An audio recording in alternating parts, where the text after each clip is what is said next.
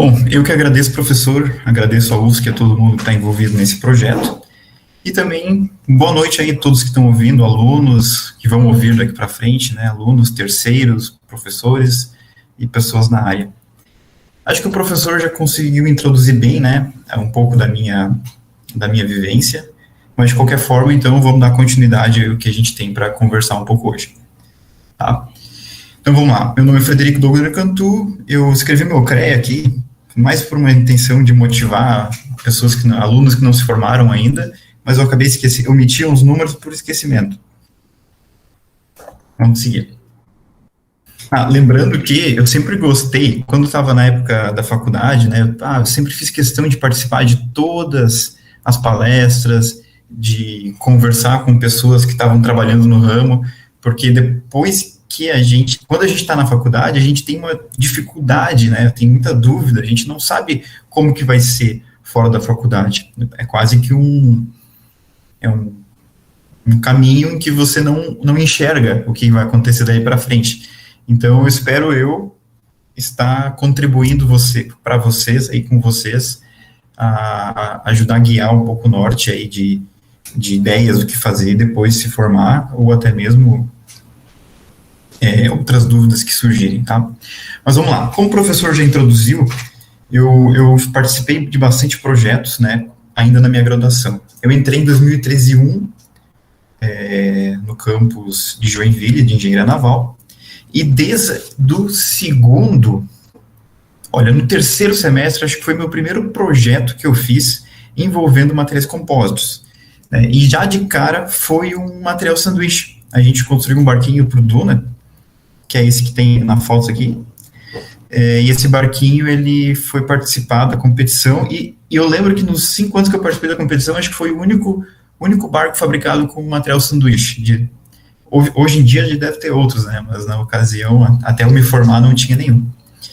Então eu já comecei fazendo algum tipo de laminação, já num nível um pouco mais teórico, né, questões que a gente já vê na graduação, que não é assim uma oficina no quintal, que não é todo mundo que sabe fazer compósito de material sanduíche, né? Mesmo a gente também não sabendo, eu não posso dizer que ficou muito bom, ficou, por sinal, bem ruim a laminação, mas por questões de aprendizado aí valeu bastante a pena. Então esse aí é o nosso segundo barquinho que a gente construiu para o Duna, lá em 2014, de material sanduíche, né? No caso ele foi camada, seguimos o protocolo todo, né? A camada de manta, tecido, manta, e no final das contas fizemos por dentro também. Ainda na UFSC, então, eu acabei gostando desse projeto de 2014, de fibra de vidro. Não tinha intenção necessariamente de seguir nessa área, mas como eu gostei de fazer esse barquinho para o Duna de 2014, eu e a nossa equipe do Holandês Voador, eu resolvi fazer um caiaque de fibra de vidro. E, em conversa com o professor Gabriel e o professor Ricardo, eu tentei ser o mais metódico, né, na construção, até porque, de certa forma, a gente seria engenheiro naval, não queria desperdiçar informação e simplesmente fazer uma embarcação, eu queria já tentar seguir um certo rigor científico. E foi então que a gente trabalhou bastante no barco, eu e os meus amigos da faculdade, e aqui está só algumas fotos aí de alguns geotestes que a gente fez, e inclusive alguns defeitos, né? Pode ver que nessa imagem lateral aqui houve um defeito na cura e o resultado não foi nem um pouco animador, mas isso já serviu de aprendizado aí, que nem sempre é tão trivial, né, a trabalhar com materiais compostos, com resinas e fibras. Então, nessa ocasião foi um projeto particular, mas envolveu bastante pesquisa dentro da UFSC. Então a gente construiu esse caiaque também de material sanduíche, dessa vez bem melhor a laminação, mais eficiente, ainda, é claro, nada fenomenal, mas então esse foi basicamente o meu início na carreira dentro da universidade, no ramo de compósitos, né. Depois disso, acho que o professor viu esses projetos, a gente conversou bastante, eu acabei participando do projeto do laboratório de modelos. O professor já introduziu um pouco mais sobre isso, que na ocasião, eu acho que foi em 2015, eu não tenho certeza, que foi criado, então, esse laboratório de modelos, com o intuito de fabricar modelos, moldes, em fibra de vidro, né, especificamente de embarcações, mas não necessariamente, podendo variar, então, de ramo, né. Hoje esse laboratório, ele virou o laboratório da Naval, mas até hoje eu acredito que deve ter vestígios lá da nossa participação. Então, nessa época da UFSC aí, que eu de fato participei de um projeto de extensão, então a gente trabalhou em projetos de fabricação de moldes, já que tem, no caso, tem um processo de usinagem CNC para a fabricação de um plugin, de um molde de fibra de vidro. A gente participou de mini cursos e palestras no ramo de infusão, aqui no caso tem uma infusão preparada, estava sendo feito um teste de vácuo, se eu não me engano, lá no laboratório. E também ajudamos bastante equipes de competição a realizar seus projetos e tentar melhorar, né, a nossa tecnologia de fibra de vidro dentro da faculdade. Inclusive, esse aqui é um barquinho do nosso projeto Holandês Voador, 2016, eu acho, 2017, agora os anos eu não sou bom em recordar. Vamos lá. Sobre a nossa empresa. Formado, então, em 2018, assim como muitos formados, né, não sabem exatamente o que fazer depois da formatura. E no meu caso, então, como eu não consegui emprego, digamos assim, eu resolvi abrir uma empresa de engenharia naval, assim, o mais genérico possível, né, para descobrir o que esse ramo estava necessitando, né. E no final das contas a gente acabou aprendendo e fazendo um pouco de tudo. Então, hoje em dia nós somos em 3, e nós trabalhamos em regularização, projetos e consultoria, essas seriam as grandes áreas de divisão, tá? A regularização é basicamente tudo que envolve as normas marítimas. Então, tudo que precisa passar algum processo na Capitania dos Portos, mesmo se a gente nunca trabalhou, a gente hoje tem condições para entender a norma, para auxiliar o proprietário, o cliente, e fazer o processo dele de engenharia e também de regularização perante a Capitania dos Portos. Projeto, então, é um pouco mais acadêmico, é o que a gente, de fato, viu na faculdade, seria cálculo estrutural, alguns estudos, ensaios, e as consultorias seriam mais dúvidas pontuais. Quando alguém tem alguma dúvida num projeto específico, nos liga, a gente passa o orçamento, resolve o problema do cara e vai embora. Essa é a nossa equipe atual, que somos 3 sócios, que é eu, a Sara, Fred e Iago, todos da UFSC também. Eu queria deixar bem claro aqui nessa conversa com vocês de onde eu estou me metendo, tá? Por quê? Eu botei aqui uma listinha dos palestrantes que vão falar, né? Já falou semana passada o Marcos, e ele é da Azimuth, vai falar ainda o Andrei, que é da FS, o Ricardo, que é da Fibra Forte, a Giovana, que é da Schaeffer, e eu, que sou de uma empresa de consultoria, digamos assim, de engenharia naval. Sendo que todos os outros trabalham talvez os melhores estaleiros de fibra de vidro que a gente tem no país. Eu sou apenas um engenheiro quase que autônomo, né, assim, com serviços pontuais nesse caso, e não trabalho diretamente na área de fibra de vidro, né, diferentemente dos outros. Então já se preparem que o que eu vou mostrar aqui não é o que os outros vão mostrar, e também eu não tenho propriedade alguma de falar de processos complexos, complicados, que essas empresas são referência, né? Elas dominam a tecnologia, e eu, por trabalhar com um público um pouco diferente, eu acabo não tendo esse acesso a esses clientes e essa tecnologia, né? Mas vamos tentar, vamos ver o que a gente consegue falar aí desse mundo em que a Naval Engenharia trabalha. Tá, então, só para especificar um pouco melhor, assim, do que tipo de serviço a gente faz, a Naval Engenharia trabalha, dentro da parte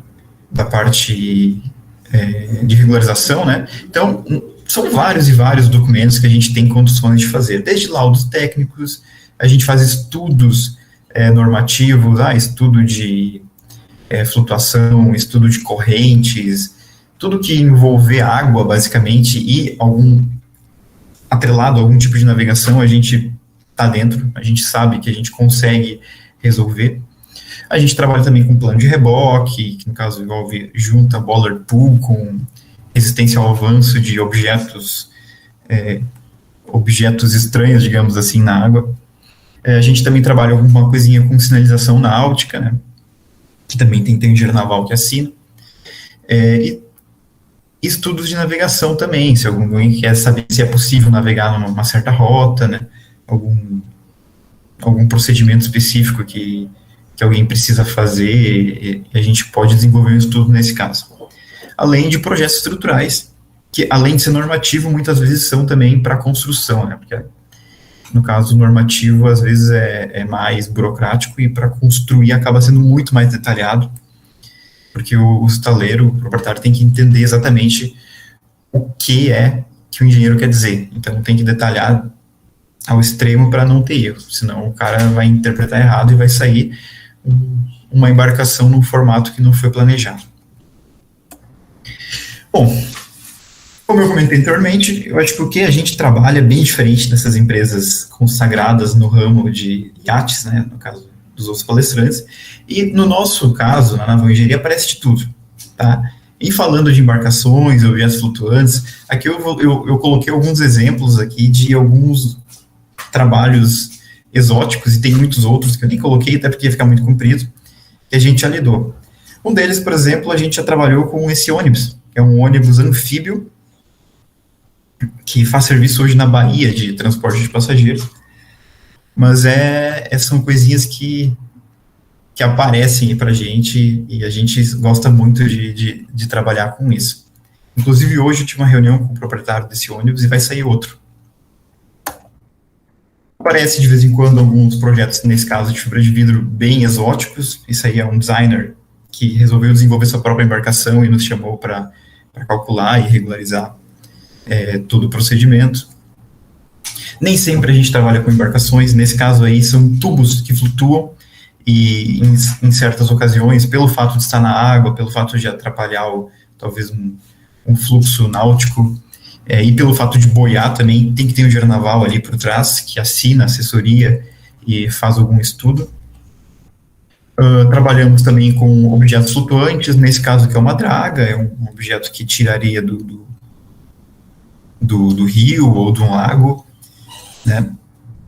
Outro tipo de objeto que a gente trabalha, que não é necessariamente uma embarcação, são piers, né? Tudo pier que está flutuando, a gente acaba se metendo, a gente pode contribuir na regularização e no projeto também.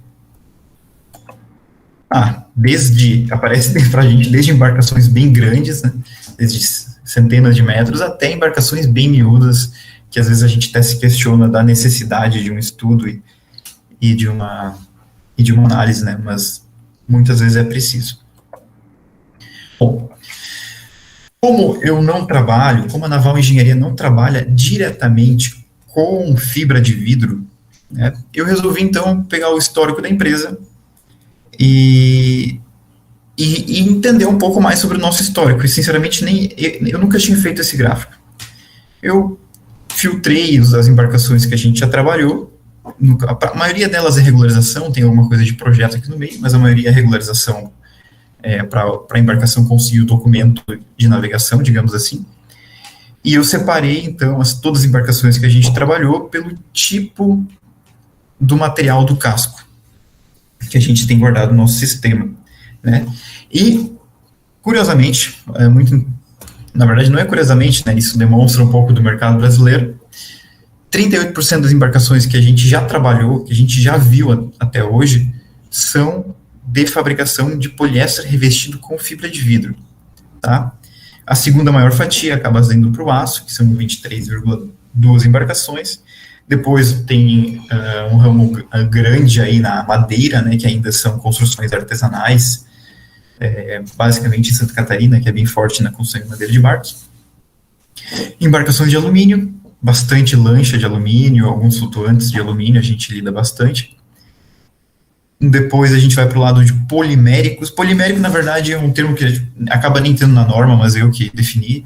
É para dizer quando uma embarcação tem casco de plástico, né, de um gomo polímero. No caso, se um flutuante possui flutuadores de tonéis, de algum tipo de tubo, a gente acaba caindo no balde dos embarcações poliméricas, né. E outras vezes a própria embarcação, se for um caiaque, um bote de inflável, que no caso do caiaque seria rotomoldado, ele também cai no balde do polimérico, por isso que também tem uma fatia relativamente interessante. Depois, indo para frações minúsculas aqui do nosso gráfico, a gente tem epóxi revestido com fibra de vidro, que não é muito comum, porque, em geral, as embarcações são de baixo custo, então 0,5% das embarcações que a gente já trabalhou são de epóxi revestido com fibra de vidro, e 0,3% das embarcações já trabalhadas foram de concreto, que também é uma categoria de compósito, né? Talvez, se eu estiver errado, o professor possa me corrigir depois. Mas o importante, né, a conclusão disso tudo, é o quão importante é a fibra de vidro para o mercado brasileiro. Claro que eu estou falando aqui especificamente da região sul do Brasil e das embarcações que a gente acaba atuando, né, que a gente faz laudos e estudos. Não necessariamente existem essa quantidade de embarcações proporcionalmente ao material, mas é um indicativo de que, de fato, existe muita embarcação de fibra de vidro, existe muito mercado para embarcação de fibra de vidro, e também, provavelmente, existe um mercado grande para melhorar a tecnologia nesse segmento, né? Vamos seguir. Bom, basicamente, um dos principais serviços da naval engenharia é fazer uma avaliação técnica se o barco foi bem construído, né? Às vezes a gente acompanha o processo de fabricação e consegue dar algumas dicas, né? Tentar sempre puxar para a segurança o projeto da embarcação, mas nem sempre isso é possível. Em muitos casos, a gente chega, a embarcação está pronta, e é necessário que a gente faça uma avaliação para dizer se a embarcação aguenta o tranco, se ela é forte, se ela resiste navegação em tais velocidades, ou não, né? Então, para que isso aconteça, para que a gente consiga fazer essa avaliação, existem algumas perguntas que a gente costuma fazer, né, ao fabricante especificamente. A primeira delas é em relação a como foi fabricado, né, como foi fabricado esse material composto. Nesse caso aqui, que é uma fotinho de uma canoa de um tronco só de fibra de vidro, que é um projeto de Paranaguá e região, naquela região especificamente, eles fabricam essa canoa apenas com manta. Já questionei muito sobre a fabricação de apenas com manta, sempre tento induzir o construtor a adicionar na fabricação algum tipo de tecido de vidro, não apenas manta de vidro, porque é o que a gente aprende na matéria com o professor Gabriel, né, que teoricamente a manta ela não é um reforço estrutural, mas não é fácil. A galera de lá não concorda muito, e com razão, tá? Por quê? Porque eles têm seus testes práticos, e numa questão empírica do dia a dia deles, eles chegaram à conclusão de que é melhor fazer uma embarcação com manta porque ela quebra menos, né? As explicações não são muito científicas, na verdade, eu não sei responder o motivo exato, mas o interessante é já começar falando sobre a fibra de vidro, que não é um negócio tão simples, né? Que na faculdade a gente aprende que a fibra de vidro sempre tem que ter um reforço de tecido no meio, no caso são fibras contínuas, né? E já no primeiro exemplo prático aqui a gente encontra uma embarcação que ela é fabricada só com manta de vidro, e o construtor nem cavacatuça vai construir com tecido porque ele diz que não funciona, tá? A minha conclusão em relação a isso é porque quando eles constroem com tecido, é um pouco mais difícil de aumentar a espessura, e ela fica muito flexível e acaba sendo ruim para eles. Então, eles preferem aumentar a rigidez da embarcação, colocando uma razão bem alta ali de resina, proporcional à fibra, né? Uma porcentagem muito alta de matriz. O que a gente também vê na aula, que isso não é o procurado em fabricação de fibra de vidro, mas nem sempre o que a gente encontra na rua é o que a gente aprende, e não por si só está errado e certo, mas depende da utilização, pode ser de fato a melhor utilização, a gente também não tem como afirmar. Por mais que, se a gente fosse fabricar, projetar, a gente nunca iria, nós engenheiros navais no caso, né, a gente nunca utilizaria esse método. Outro detalhe que é importante observar, que nós observamos quando a gente encontra, então, um casco já construído de fibra de vidro, é dar uma olhada nos seus reforços, né? Porque a gente nunca, às vezes olhando o casco por fora, a gente não consegue enxergar por dentro se ele tem reforços, então isso já é um indicativo de que o construtor estava sabendo de alguma coisa na hora de construir, estava preocupado então com a resistência, e aqui eu tenho um exemplo também de uma embarcação ali do norte do Paraná, que fez bem reforçado o seu casco, e até que ficou interessante. Nesse caso aí, o construtor utiliza, sim, tecido, tá? Ele fabrica com molde, com tecido, é um processo um pouco mais próximo, então, que a gente encontra na faculdade, mas tudo laminado à mão, né? Nada de tecnologia avançada, inclusive é laminado em ambiente ao ar livre, com impureza, sem muita preocupação aí com detalhes específicos. Muitas vezes a gente encontra a embarcação e ela não se encontra em um bom estado. E no caso da fibra de vidro, nem sempre é tão fácil de enxergar isso.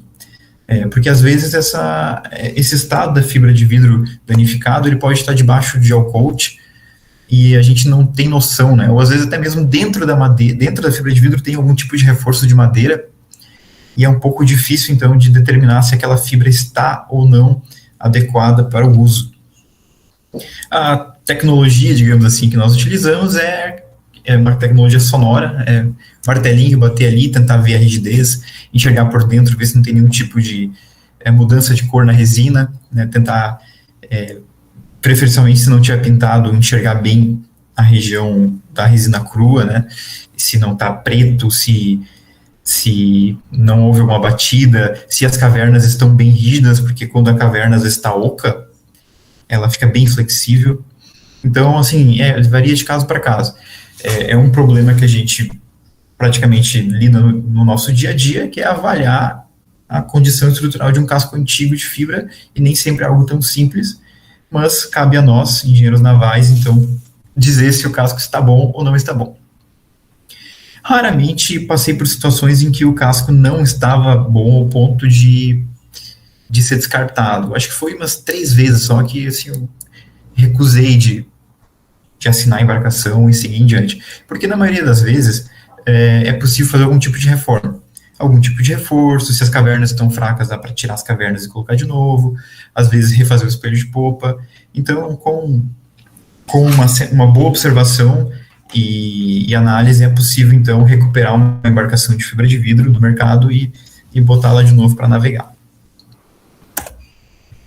Falando um pouco mais, então, dos processos, eu também já trabalhei em alguns projetos de moldes, tá? No caso, não foram projetos grandes, foram projetos bem pequenos. Esse aqui, por exemplo, se vocês forem ver, é um molde em que eles estão fazendo um acabamento superficial na lixa com a mão. Isso também não é algo muito recomendado, em geral se procura já no plug obter o melhor acabamento superficial possível, mas é o que o estaleiro tinha lá para trabalhar, e devido ao baixo custo das embarcações, se ficasse algum tipo de irregularidade, eles não estavam preocupados. O importante era produzir o mais baixo custo possível dessas embarcações, né? Outro fator interessante a ser observado é que essa embarcação é uma embarcação fabricada com chapas planas, o que também não é muito, não seja recomendado, mas que a fibra de vidro e a construção em materiais compósitos possui a capacidade de fazer dupla curvatura, o que agrega muita resistência ao material e diminui a quantidade de cavernas. E nesse caso aí, eles não se preocupam com isso e toca a vida para frente. Até hoje, eu participei apenas de um processo de infusão. Eu, no caso, não estava lá no momento, mas a embarcação, no caso, que eu acompanhei a obra, sofreu esse processo de infusão, e inclusive é uma daquelas que aparece naquele gráfico lá em cima, que foi feito com epóxi, né, que no caso eu não tenho foto aqui na apresentação, mas foi um veleiro de regata, né, um veleiro de velocidade, cujo objetivo era o mais baixo peso possível para ganhar a competição. Então, no mundo que nós trabalhamos, infusão é raridade, é bem difícil. Raramente um construtor de fundo de quintal, um construtor de algum estaleiro maior, porém, que constrói uma embarcação única, vai utilizar esse processo complexo sem instrução, né? Nesse caso, era um construtor bem experiente, e o negócio dele era fazer veleiros de regata. Então, todo veleiro que ele fazia já era em fusão. Então, ele já tinha um know-how de anos de experiência. De vez em quando, aparecem algumas, eu diria, eu não vou dizer aberrações, né, mas aparecem alguns projetos curiosos envolvendo materiais compósitos e fibra de vidro. Essa foto aqui não é muito fácil de enxergar isso, tá? Mas esse casco, a estrutura dele é toda de madeira e as chapas do casco são de fibra de vidro. Essas chapas, elas são fabricadas em cima de uma mesa de vidro, assim como a gente muitas vezes faz no laboratório na faculdade, chapas de fibra de vidro, e depois, então, elas são envergadas e parafusadas como se fosse uma chapa de compensado, ou como se fosse uma chapa de algum outro material para fazer a conformação do casco. Mas, especificamente, esse material de fibra de vidro, ele é um pouco diferente, porque ele vai apenas uma camada de manta de fibra de vidro, e depois eles colocam por cima uma espécie de... Eu não lembro mais agora o nome técnico, coremate. Coremate eu acho que é o nome comercial desse produto, mas é uma espuma que serve para absorver o máximo possível de resina para deixar o material com maior rigidez, né, para deixar a placa plana mais rígida. Então, esse é um estaleiro específico que eu conheço, ele trabalha nesse processo que eu nunca vi em outro lugar. É um processo meio maluco, mas que dá certo. Então, o que eles fazem? Eles fazem uma placa plana numa mesa de fibra de vidro, usam um monte de resina de poliéster, uma camadinha de manta, e o restante, os outros, não sei, 5, 6 milímetros, acaba sendo preenchido por essa espuma chamada coremate, né, ou uma espuma para aumentar a espessura, e no final das contas acaba virando quase com um laminado, cujo principal componente ali dentro é a resina. Eu não sei em fração qual que é a proporção da resina, mas deve ser 90% resina, 10% fibra, e é isso que eles querem, e dá certo. Como fica com uma espessura muito grande, acaba virando como se fosse uma chapa de madeira, né? Mas eu já tentei introduzir a utilização de a utilização de tecido de vidro. Só um pouquinho.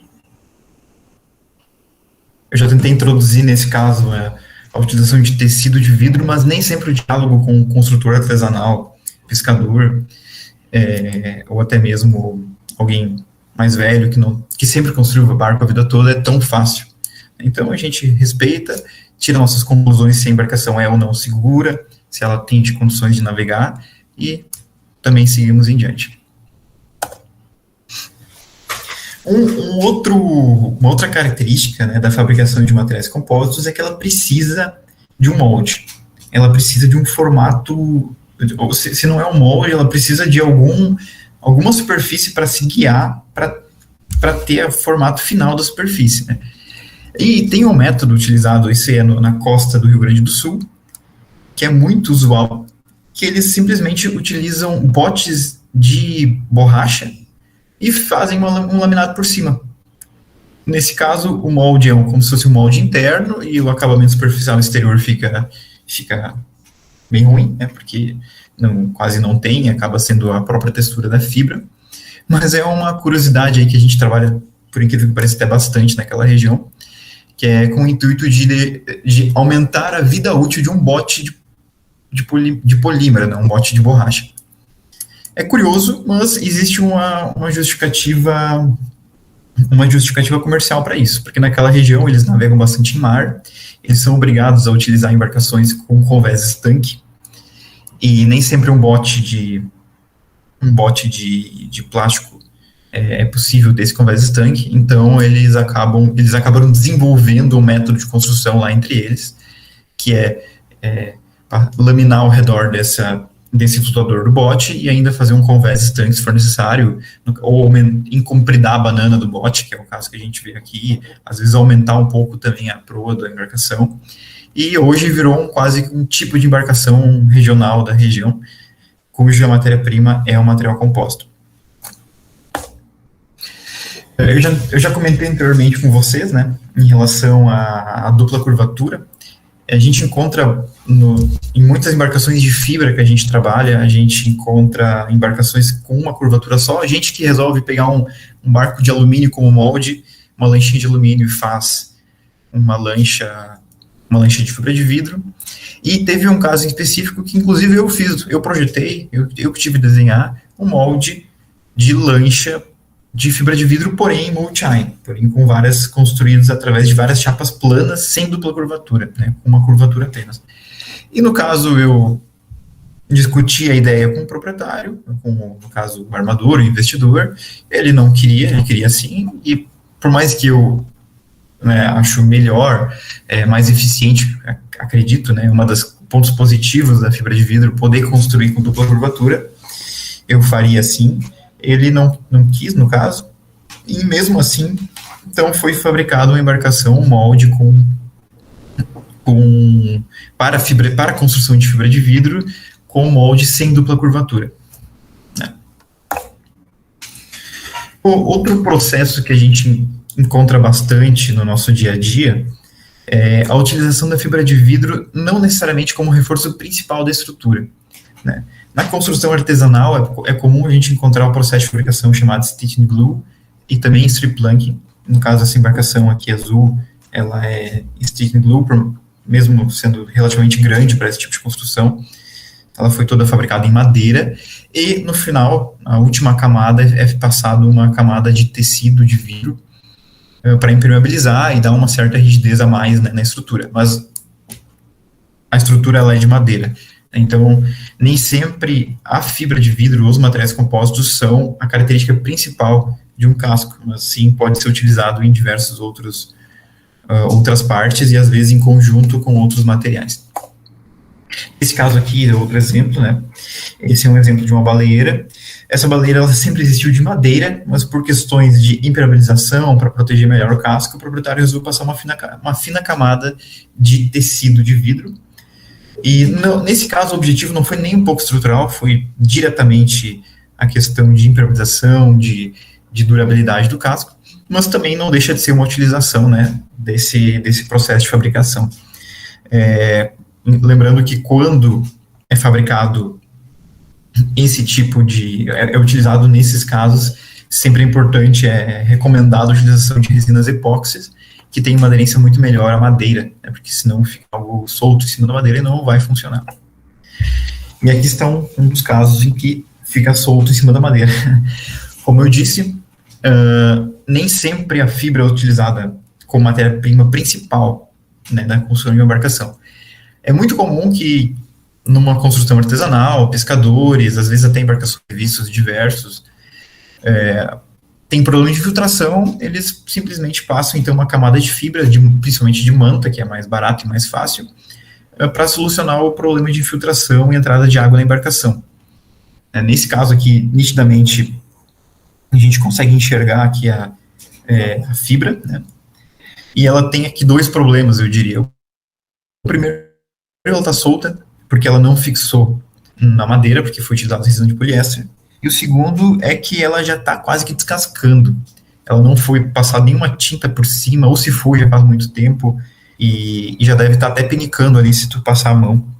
E obviamente, assim, poderia ter sido passado talvez uma tinta mais grossa ali, para deixar a estrutura melhor, mais acabada e mais duradoura, né? Ou até mesmo a utilização talvez de uma epóxi para ter uma aderência boa na madeira. Bom, a princípio, então, era isso que eu tinha para dizer sobre as construções, e o professor pediu para me falar, então, quais são as principais diferenças entre a esfera acadêmica e o dia a dia do estaleiro, né? Eu acho que eu consegui, na minha apresentação, já dar uma pincelada de alguns objetos, né, de alguns problemas que a gente encontra no diálogo com um estaleiro pequeno, com um construtor artesanal, com um entusiasta que nem sempre é um entusiasta científico, né, às vezes um entusiasta que só quer construir um barco do mais fácil e barato possível e não está muito preocupado com tecnologia. Então, eu acredito que o principal problema que nossa empresa encontra hoje em dia, especificamente falando de materiais compostos, é o diálogo com o fabricante, porque por mais que a gente saiba, a gente entenda, obviamente não tudo, nem próximo disso, mas a gente entenda alguns conceitos, não é muito fácil de passar esses conceitos adiante, uma vez que o fabricante já fabrica a vida toda daquele jeito e ele não aceita, ele não vai mudar o processo de um dia para o outro, né? Então, eu diria que esse é o principal problema que na Naval Engenharia trabalha, é o que disparadamente a fibra de vidro sofre nas nossas avaliações.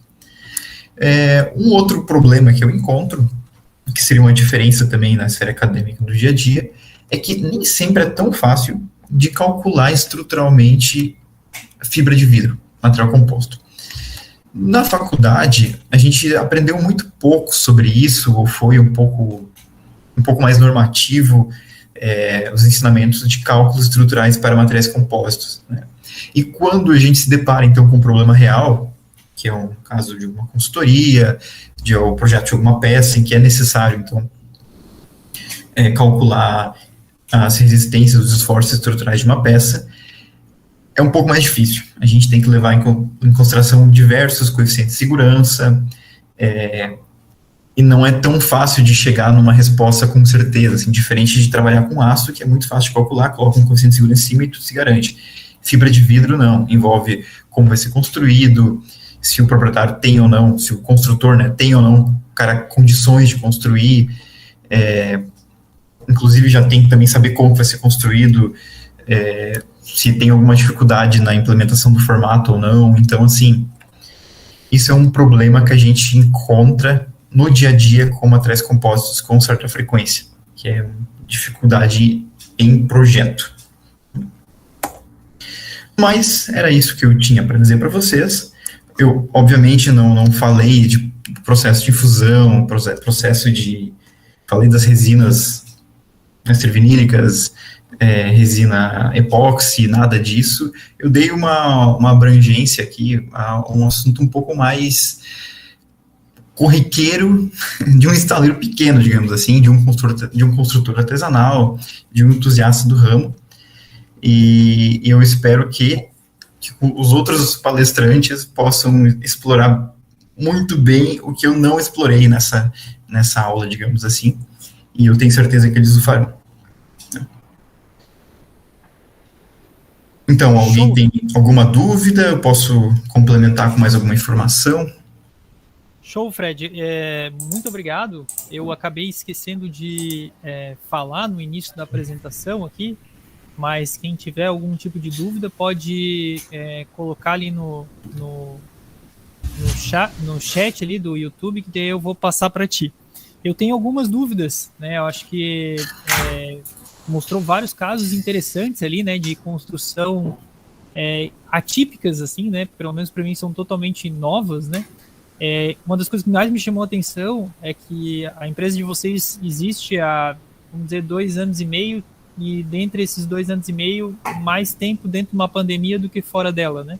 E mesmo assim vocês têm vários tipos de estudos de caso ali que tu mostrou, né? Tu mostrou e como tu falou, foram selecionados, né? Vocês trabalham em que região? Vocês trabalham na região Santa Catarina, Rio Grande do Sul? Vocês têm algum local que vocês trabalham? E como é que a demanda de trabalho para vocês está sendo nesse período, assim? Pois então, professor, basicamente a região de atuação nossa é a região sul do Brasil, mas isso varia um pouco com o tipo de projeto. A sul compreende-se, então, Paraná, Santa Catarina e Rio Grande do Sul. Mas à medida que os projetos e o porte das embarcações vão aumentando, a gente acaba trabalhando com distâncias um pouco maiores. Mato Grosso, São Paulo, um pouco mais próximo das fronteiras, né? Às vezes é um pouco difícil de trabalhar com um caso muito específico, um caso muito pequeno lá na Bahia, em São Paulo, Rio de Janeiro, porque para nós não vale a pena o deslocamento. Então, a maioria dos casos que eu mostrei aqui para vocês, que se enquadram na fabricação em fibra de vidro, são da região de Santa Catarina, Paraná e Rio Grande do Sul, e que são embarcações que a gente vai são roteiros que a gente faz com certa frequência, né, que não se encontram em locais distantes. Acho que houve mais uma pergunta que eu não estou lembrado. E a quantidade de serviço nessa época? Sim. Uhum. Assim como todos os outros serviços, né, lá no início da pandemia, não foi fácil. A gente passou 1 mês ali sem receber nenhum serviço, e foi aumentando gradativamente. Hoje, já superou, né, depois de uns 4 meses de pandemia, ele voltou a crescer a quantidade de serviços, e desde então superou a quantidade de serviços antes da pandemia e está numa crescente. Mesmo estando no inverno, que é uma época em que tradicionalmente embarcações pequenas não fazem documentos, não procuram engenheiro naval, a gente está com uma demanda boa de serviço. Legal, legal. Ô Fred, eu tenho uma outra pergunta, curiosidade minha, que eu já vou passar para o chat aqui, mas eu tenho curiosidade minha. Eventualmente vocês chegam para verificar uma embarcação, né, para regulamentar essa embarcação, e vocês têm que fazer alguns ensaios que vocês falam que esses ensaios são mais visuais, alguma coisa com um martelinho lá para ver se tem alguma peça oca, mais experiência de vocês ali em relação ao tato. Tem alguma coisa que quando vocês veem é restritiva? Tipo assim, ó, isso aqui pra gente não ou é uma análise um pouco mais subjetiva? Sim, tá. Em fibra de vidro, especificamente falando, as restrições são um pouco mais complicadas, porque é um material um pouco difícil de analisar, né? Mas quando a gente se trata de aço, quando se trata de alumínio, madeira, é bem fácil de determinar. Se está podre, não dá.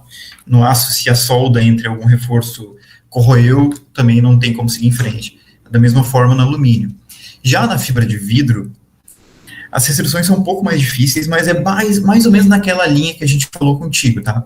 Se a estrutura interna de madeira, quando o barco é construído com estrutura interna de madeira com reforço por cima de fibra de vidro, estiver comprometida, né, a madeira estiver podre, nesse caso não tem o que fazer, tem que corrigir ou não continuar com a embarcação. E também, se existe algum tipo de buraco, algum tipo de corte mal feito, alguma coisa muito estranha na embarcação, que nitidamente a embarcação não vai conseguir nem boiar, né? Então, nesses casos, também é um critério que a gente já olha e já diz que não tem como seguir em frente se não for corrigido ou descartado a embarcação. E vocês têm, por exemplo, assim, ó, o estaleiro ou o fabricante lá, né, tá querendo fazer a regulamentação dessa embarcação. Vocês fazem alguns pedidos, talvez, de reparo em em alguns locais, vamos supor, né? Vocês têm alguns parceiros que vocês terceirizam esse serviço ou vocês não fazem isso? Não, a gente não tem, assim, um parceiro direto, mas a gente conhece muita gente. Então, porque como a nossa área de atuação é muito grande, depende muito de onde nós estamos. Se nós estamos nas praias do Rio Grande do Sul, a gente tem o contato de alguém que pode ajudar o cliente, né? Então, quase que uma questão, assim, de querer ajudar mesmo, a gente sempre passa os contatos, dá dicas de onde pode fazer, inclusive de como fazer, se for o caso, com fornecedores locais, né? Mas não que exista, assim, um estaleiro nosso que a gente sempre trabalha com eles diretamente, não, isso não existe.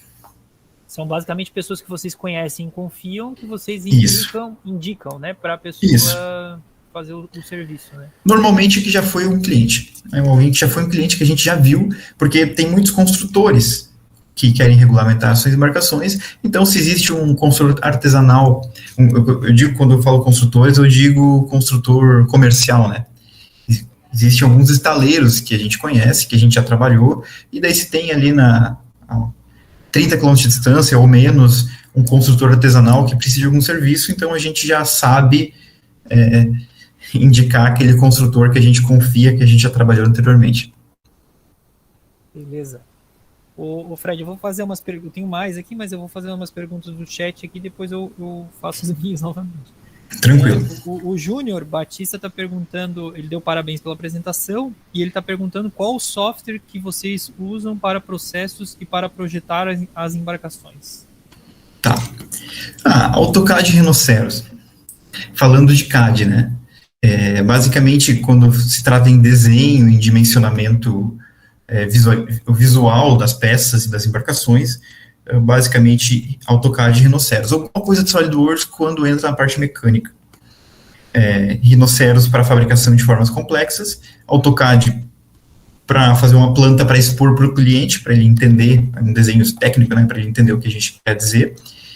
E no caso de cálculos, a gente utiliza, então, o Excel, basicamente. A gente tem bastante planilhas de Excel e adaptamos elas para cada caso, né? Então, o Excel é a nossa ferramenta básica de cálculo. Uhum. Então tá, vamos lá. O Gabriel aqui Gomes de Faria. Como informado, sua empresa atua não somente com embarcações, mas também com estruturas flutuantes e ou de apoio às mesmas. Eu acho que é uma pergunta, né? Trabalha com estruturas flutuantes, mas também de apoio às mesmas. Vocês já trabalharam com alguma certificação de cabeços de amarração de cais portuário? Não, nunca trabalhamos.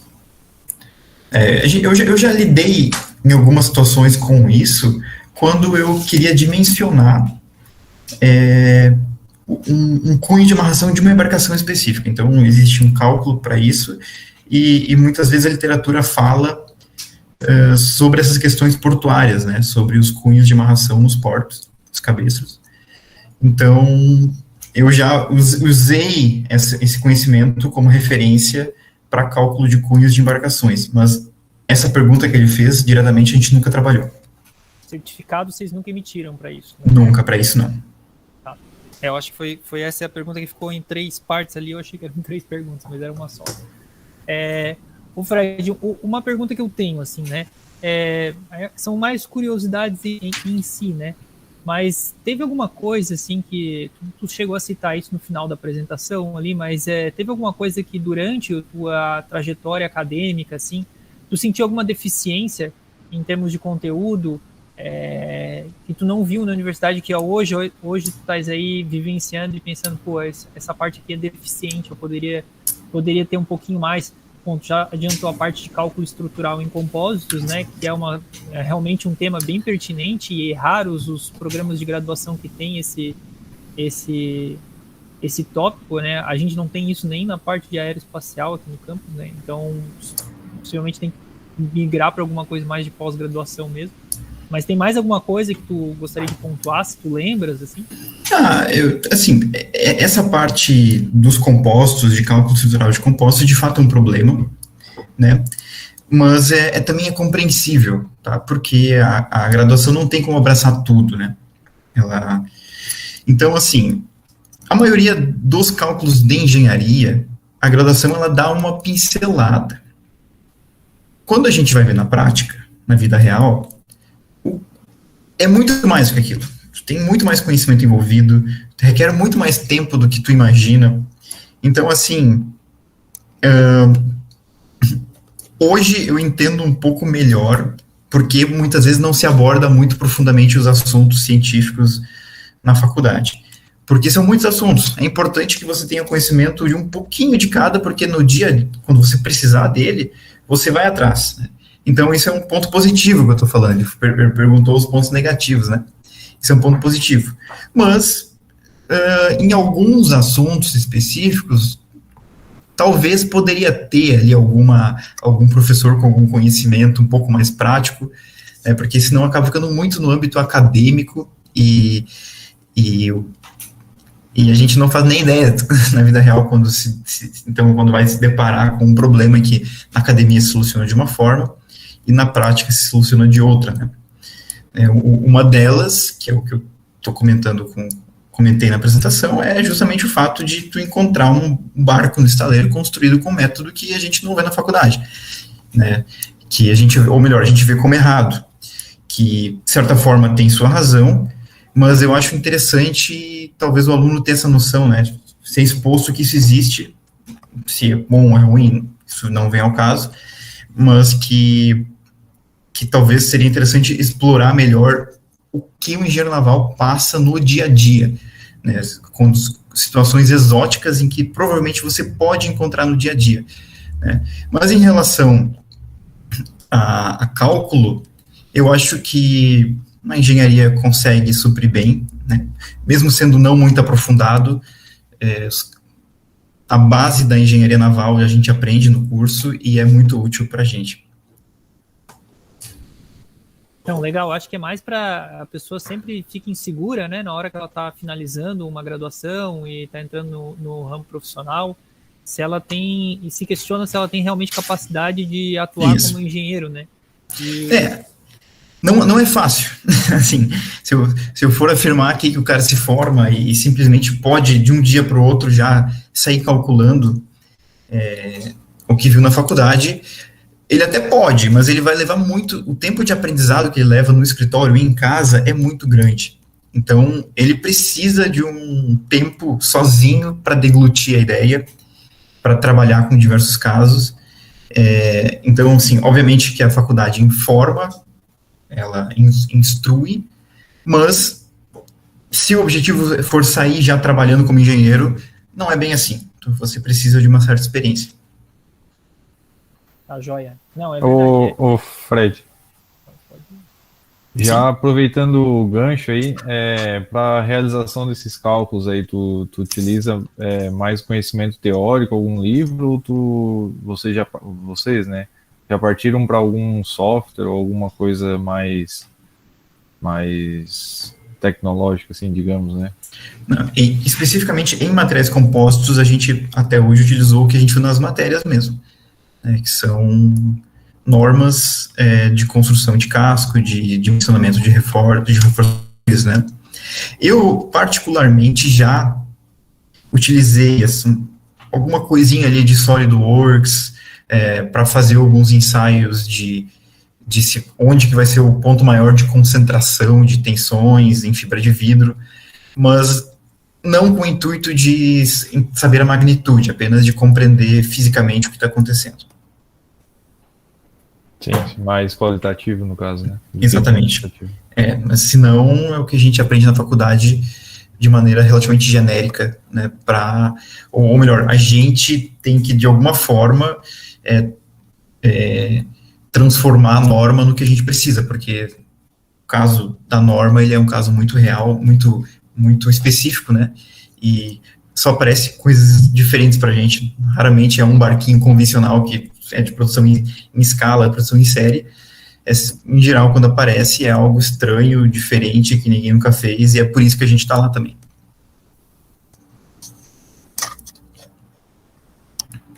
Eu tenho mais uma pergunta aqui do chat. Qual é o software de gestão? A Rosângela perguntou qual é o software de gestão que a Naval Engenharia usa. Isso é um software de gestão muito bom, por sinal, que é um software, como é que se chama agora? Software de empresa, né? Agora esqueci o termo correto, mas é usada, que é um software da Cantu Stang, que ele engloba todos os setores da empresa, desde finanças, nota fiscal, ordem de serviço e ainda um pouco mais. Aquele gráfico ali que eu fiz para vocês, eu tirei do software, por exemplo. Todas as embarcações que a gente trabalha, a gente lança no software, ele é programável, então a gente cria um banco de dados gigantesco com todas as embarcações que a gente trabalhou, com todos os clientes que a gente já lidou, e com isso, então, a gente consegue fazer as nossas análises pessoais. Mas é um software de gestão, utiliza os conceitos de um software de gestão, e a melhor parte é que ele é programável, então a gente pode explorar um pouco mais aí os nossos quase 600 embarcações já vistas. 600. Bastante. Ô Fred, uma pergunta aí. Vocês têm algum projeto de expansão da empresa em relação a recursos humanos ou em relação a equipamento, software, alguma coisa que vocês têm em vista para dizer, olha, o nosso próximo passo aqui vai ser isso? Ou vocês gostariam, no momento, de consolidar da forma que vocês estão para depois pensar nisso aí? Não, a gente tem algumas metas nesse sentido, né? De questão de licenciamento de software, de compra de outros softwares que hoje a gente não tem, né? Alguns softwares que são um pouco mais específicos para engenharia, que para nós acaba sendo um pouco mais difícil. Mas em relação a software de gestão, especificamente falando, tanto de RH quanto de financeiro, a gente não pensa em trocar, mas a gente pensa em melhorar, porque como ele é programável, a gente sempre toda semana a gente adiciona uma coisinha a mais no software que vai ser útil para nós no futuro, né?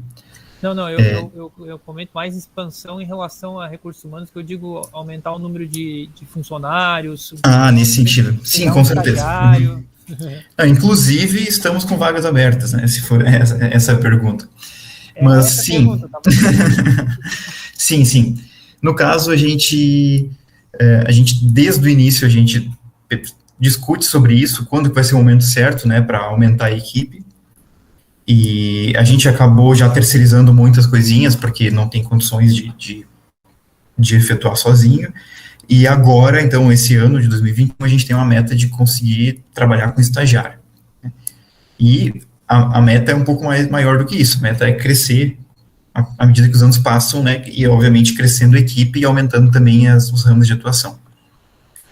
Então, a meta seria aumentar o grupo, né? Então, começando aí com o estagiário e talvez também conseguir a licença de alguns softwares que hoje vocês não têm ainda, né? Que a gente não pode trabalhar, que acaba sendo um pouco difícil e às vezes a gente tem que terceirizar algum serviço, ou até mesmo a gente não pode fazer, ou resolve no Excel de maneira um pouco mais enxuta, né? Entendi. Tem mais uma pergunta aqui. Em um quesito de design de embarcações, é feito também por um engenheiro naval? O design de uma embarcação? Pode ser feito. Cara, perguntou. Pode ser feito. Quando a gente faz algum projeto, a gente, mesmo sendo engenheiro naval, a gente sempre tende, né, a querer fazer um negócio um pouco mais bonitinho. Digamos que não é especificamente a nossa área, mas sempre que aparece alguma ideia nova, a gente tenta sugerir para tentar, digamos assim, inovar um pouco, né, nesse sentido. O que acontece de vez em quando é o cliente aparece com alguma ideia de como ele quer fazer. Tipo, eu queria que fosse, ele manda uma foto de referência. Então, a gente tem que aproximar aquela ideia dele o mais próximo do que é possível ser feito. E nesse caso, tem que ter um senso estético ali, tem que ter uma noção de que o que vai ficar legal, o que não vai ficar legal, e tudo isso também atrelado às questões de técnicas da embarcação, né? Tem que flutuar bem, tem que navegar bem, tem que carregar bastante carga. Então, por mais que não é, assim, o foco da empresa, e por ser uma empresa muito pequena, a gente acaba meio que resolvendo. Se alguém pedir pra gente, me projeta a estética de um barco, a gente, dependendo de como for, a gente vai fazer. Né, se for algo mais simples, né? Obviamente, se for uma lancha, um iate de luxo, não é nossa área, né? A gente trabalha com outro patamar quando é estética. Mas, sim, a gente lida de vez em quando com isso, e talvez um dia no futuro a gente tenha, então, alguém específico para isso que possa suprir, trabalhar diretamente com isso, e a gente pode se preocupar apenas com engenharia, que é de fato que eu gosto, né? E que os outros da equipe são também. Beleza. Fred, tem mais uma pergunta aqui do Leonardo. Ele pergunta, boa noite, Fred, como vocês fazem a divulgação da empresa? Olha, a divulgação da empresa é bem pouco. Hoje em dia é feito pouca divulgação. A gente tem um plano de marketing para expandir a divulgação, tudo, mas atualmente a gente está praticamente estagnado nessas questões de marketing. Lá no início, quando me formei em 2018, eu peguei um veículo, um carro, e passei ali alguns meses, então, dirigindo, deixando cartão, conversando, visitando estaleiro, né? E desde então, não foi mais necessário fazer uma divulgação comercial, digamos assim, né? A gente apenas faz, hoje em dia, divulgação comercial quando a gente tem um objetivo específico. Hoje, nosso sonho da empresa é pegar um barco do Rio de Janeiro, então a gente vai para lá com o intuito de bater a meta. Mas não atuamos atualmente com um plano comercial muito desenvolvido, apesar de que nós termos um plano comercial que será efetivado ainda nesse ano, quando tiver mais gente para trabalhar junto. Quando tiver condições, então, de crescer com maior rapidez. Tá, Fred, então parece assim que, falou que vocês já atenderam aí em torno de 600 embarcações, e são muitas recomendações, né, indicações, talvez, que vocês tenham. Exatamente. Boca a boca. Boca a boca. A gente também trabalha bastante com pessoas que estão nesse mundo, né? Então, quando alguém vai perguntar onde tem o engenheiro naval, em geral eles acabam perguntando sempre as mesmas pessoas, então é o boca a boca ali que se faz presente nesse caso, e que até hoje é o que nos mantém. O que tu iria definir agora, atualmente, que o principal gargalo de vocês hoje é pessoas, né? Se vocês tivessem mais pessoas, vocês atenderiam bem mais ainda embarcações, né? Eu não necessariamente, tá? Talvez o comercial, se nós tivéssemos mais pessoas, talvez faltasse um pouco do comercial. Isso a gente não tem tanta certeza. Mas, com certeza, com mais pessoas, a gente teria condições de trabalhar com mais embarcações. Entendi. Agora eu vou puxar um pouquinho para o meu lado e vou perguntar, né? Tua experiência no laboratório de modelos, no Duna, nas equipes, na confecção, durante a universidade, tua experiência durante que tu foi atrás, né, de muitos projetos que estavam vinculados à universidade também, né? Hoje tu vê ela como sendo fundamental ou não faria muita diferença no teu ramo de atuação? Olha, especificamente no nosso ramo de atuação, quando se fala em fibra de vidro, porque em geral a fibra de vidro no nosso ramo são embarcações um pouco menores, né? A gente trabalha com embarcações maiores de aço e outros materiais.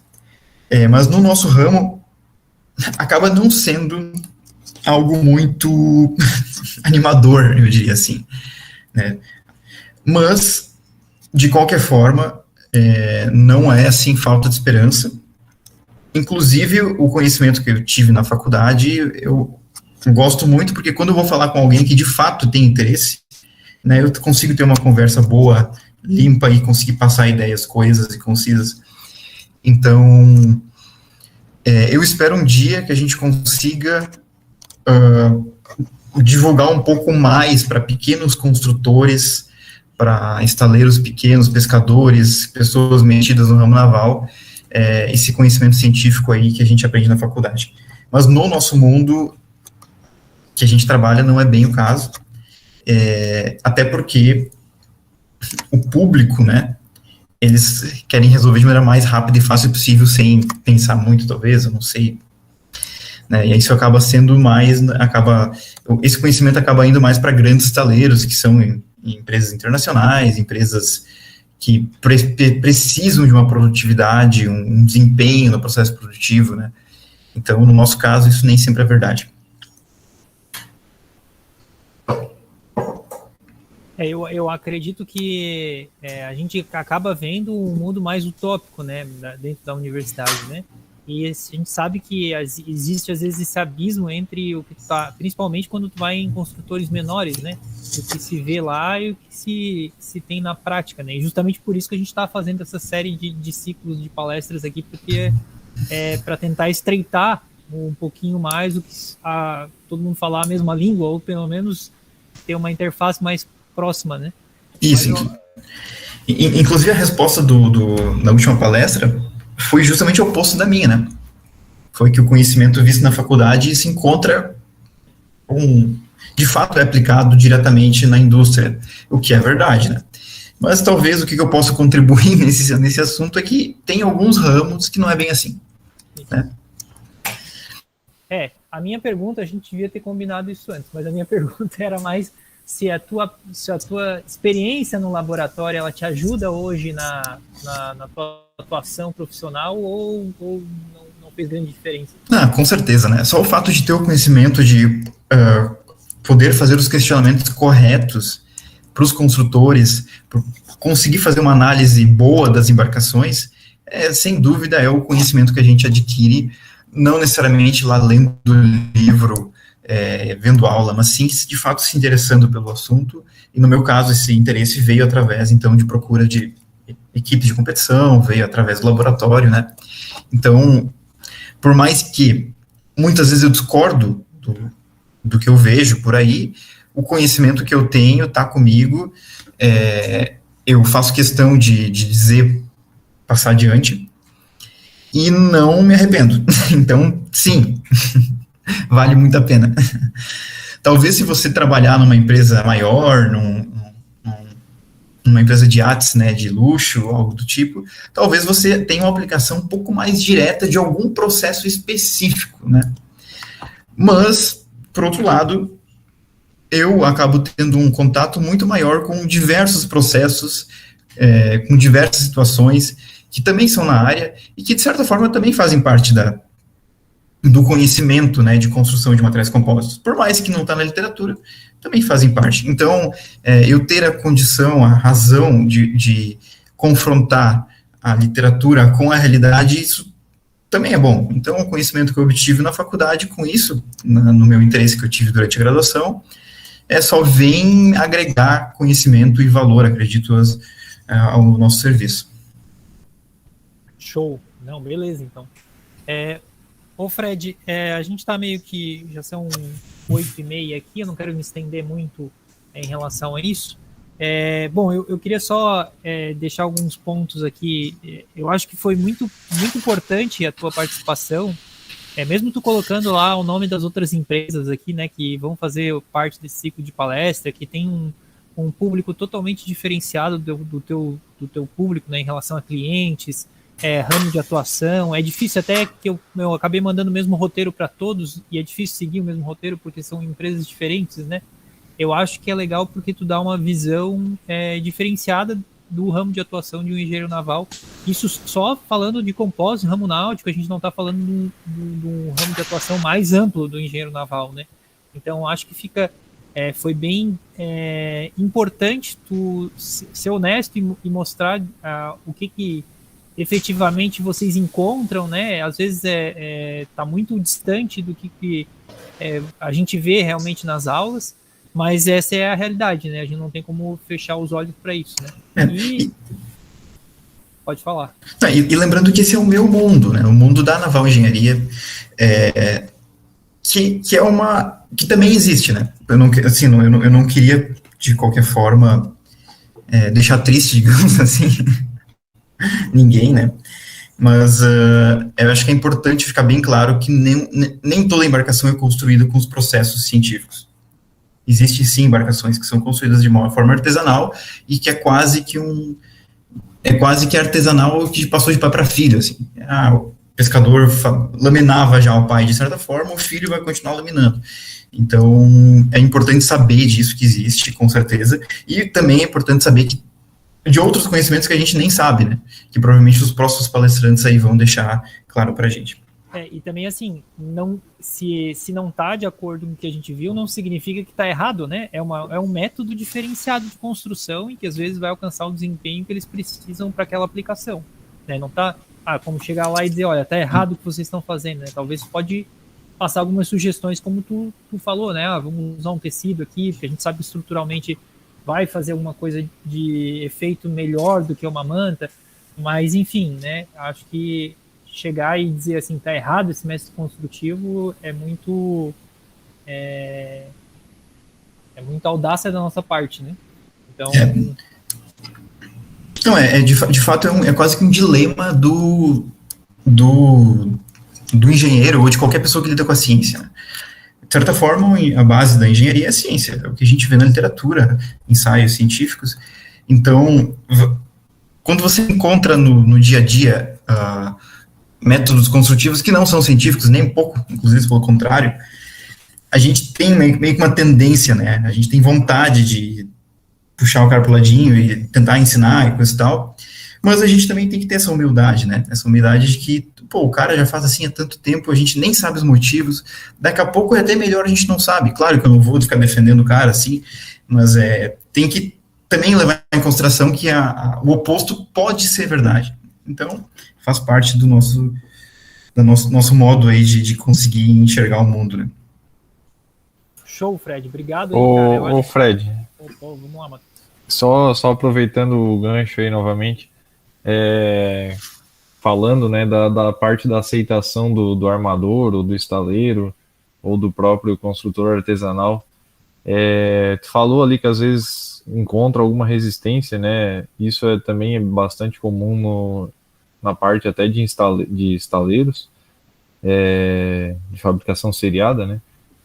De compostos, mas o que tu tem notado, assim, dessa evolução, assim, teve alguma evolução, tipo, desde o início da empresa lá, né, da Naval Engenharia, tu tem observado alguma evolução, assim, no quesito de aceitação da ideia do engenheiro, de uma evolução na parte de eficiência estrutural, enfim, nesse sentido, assim, tu tem notado alguma evolução?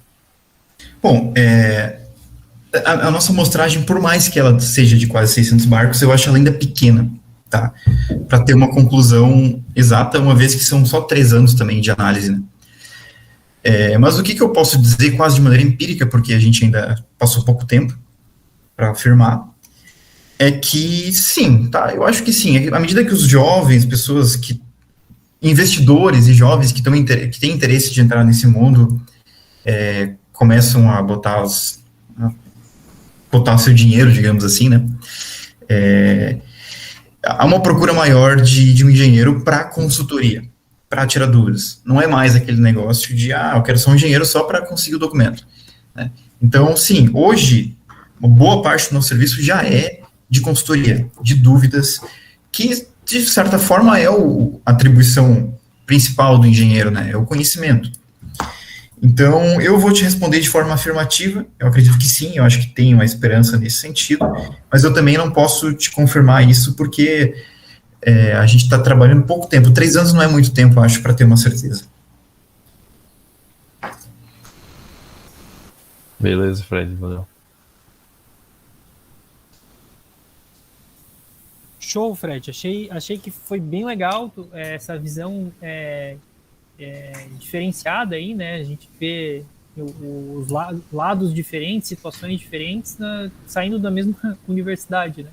E o que eu queria perguntar para ti, se podia deixar teu contato, né, para os alunos aí que estão assistindo, para ver se eles têm isso, deixar teu contato para ver se eles têm talvez interesse aí quando vocês tiverem essa vaga aberta de estágio aí, para encarar esse desafio aí de ver tanta coisa diferente, né, em tão pouco tempo, né?